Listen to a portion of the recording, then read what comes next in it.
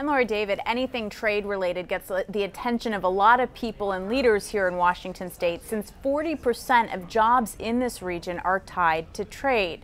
So this afternoon, I spoke to Washington Congressman Dave Reichert, who chairs the subcommittee on trade in the House, about TPP and also the continued headlines and concerns about a potential trade war with China. Congressman Reichert visited the White House today and indicated that he left more optimistic about ongoing negotiations. There is progress in these talks, and hopefully we'll hear some good news in the near future. We all agree that China has been a bad actor, that they have taken advantage of the United States and other countries. I think the solution here, though, is not just for the United States to have a unilateral action, but to really partner with their other global economic partners. It's a sentiment echoed by trade experts in Washington state, a region that counts China as its largest trading partner. If we damage our import opportunities as a result of trade barriers or tariffs, we damage our export opportunities.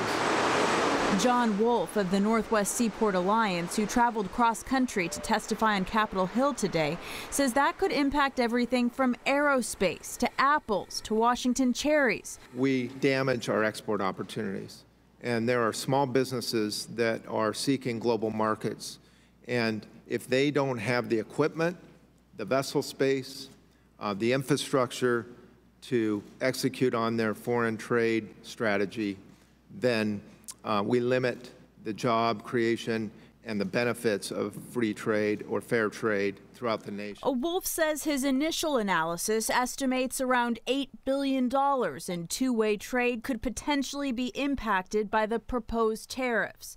How that could in turn affect supply and demand remains to be seen, but jobs are a big part of the equation. The American Association of Ports estimates 15,000 jobs are created for every billion in exports shipped through U.S. seaports, meaning $8 billion in business would, in theory, represent 120,000 jobs. A ripple effect that has supporters of free trade on edge as the back and forth with Beijing continues. Today's news of re-examining and potentially re-entering the Trans-Pacific Trade Partnership, known as TPP, could be part of a larger strategy to put pressure on China. So, when the United States enters into discussions with TPP, and hopefully those discussions go well and we come to an agreement, it really places China in the position of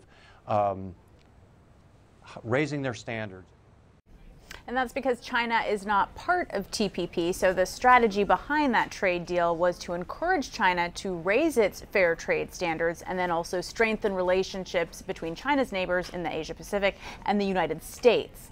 So while lawmakers who supported that deal called today's comments by the president good news, this would be a significant reversal for President Trump. And as of now, those comments are just comments, not a commitment. I'll send it back to you.